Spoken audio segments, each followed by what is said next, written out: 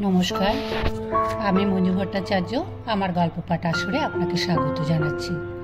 পড়ে শোনাচ্ছি বঙ্কিমচন্দ্র চট্টোপাধ্যায়ের ইন্দিরা উপন্যাসের ১৯তম পরিচ্ছেদ। দেখিলাম এক্ষণে অনায়াসে আত্মপরিচয় দিতে পারি। আমার স্বামীর নিজ মুখ হইতে আমার পরিচয় ব্যক্ত হইয়াছে, কিন্তু কিছুমাত্র সন্দেহ থাকিতে আমি পরিচয় দিব না স্থির করিয়াছিলাম। তাই বলিলাম, এখন আত্মপরিচয় দিব। কামরূপে আমার অধিষ্ঠান। আমি আদ্যাশক্তির মহামন্দিরে তাহার পার্শ্বে থাকি। লোকে আমাদিগকে ডাকিনী বলে, কিন্তু আমরা ডাকিনী নই, আমরা বিদ্যাধরী। আমি মহামায়ার নিকট কোনো অপরাধ করিয়াছিলাম, সেই জন্য অভিসম্পাদগ্রস্ত হইয়া এই মানবী রূপ ধারণ করিয়াছি।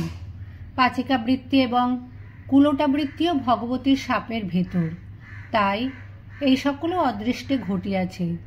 এক্ষণে আমার সাপ হইতে মুক্ত হইবার সময় উপস্থিত হইয়াছে। আমি জগন্মাতাকে স্তবে প্রসন্ন করিলে তিনি আজ্ঞা করিয়াছেন যে মহাভৈরবী দর্শন করিবা মাত্র আমি মুক্তি লাভ করিব। তিনি জিজ্ঞাসা করিলেন, সে কোথায়? আমি বলিলাম, মহাভৈরবীর মন্দির মহেশপুরে, তোমার শ্বশুরবাড়ির উত্তরে। সে তাদেরই ঠাকুর বাড়ি, বাড়ির গায়ে খিড়কি দিয়া যাতায়াতের পথ আছে। চলো মহেশপুরে যাই। তিনি ভাবিয়া বলিলেন, তুমি বুঝি আমার ইন্দিরাই হইবে। কুমুদিনী যদি ইন্দিরা, তাহা হইলে কি সুখ পৃথিবীতে, তা হইলে আমার মতো সুখী কে? আমি বলিলাম, যেই হই, মহেশপুর গেলেই সব গোল মিটিবে। তিনি বলিলেন, তবে চলো, কাল এখান হইতে যাত্রা করি। আমি তোমাকে কালাদিঘি পার করিয়া দিয়ে মহেশপুরে পাঠাইয়া দিয়া নিজে আপাতত বাড়ি যাইব। দু একদিন সেখানে থাকিয়া আমি মহেশপুর যাইব। জোর হাতে তোমার কাছে এই ভিক্ষা করি যে তুমি ইন্দিরাই হও, আর কুমুদিনী হও, আর বিদ্যাধরী হও, আমাকে ত্যাগ করিও না। আমি বলিলাম, না, আমার শাপান্ত হইলেও দেবীর কৃপায় আমায় আবার তোমায় পাইতে পারিব।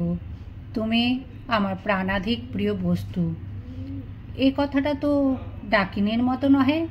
এই বলিয়া তিনি সদরে গেলেন। সেখানে লোক আসিয়াছিল। লোক আর কেহ নহে, রমণবাবু। রমণবাবু আমার স্বামীর সঙ্গে অন্তঃপুরে আসিয়া আমাকে সিল করা পুলিন্দা দিয়া গেলেন। আমার স্বামীকে সে সম্বন্ধে যে উপদেশ দিয়াছিলেন, আমাকেও সেই উপদেশ দিলেন। শেষে বলিলেন, সুভাষিনীকে কি বলিব? আমি বলিলাম, বলিবেন, কাল আমি মহেশপুরে যাইব, গেলেই আমি পাশ হইতে মুক্ত হইব। স্বামী বলিলেন, আপনাদের এসব জানা আছে নাকি? চতুর রমণবাবু বলিলেন, আমি সব জানি না, কিন্তু আমার স্ত্রী সুভাষিনী সব জানেন। বাহিরে আসিয়া স্বামী মহাশয় রমণবাবুকে জিজ্ঞাসা করিলেন, আপনি ডাকিনী, যোগিনী, বিদ্যাধরী প্রভৃতি বিশ্বাস করেন? রমণবাবু রহস্যখানা কতক বুঝিয়াছিলেন।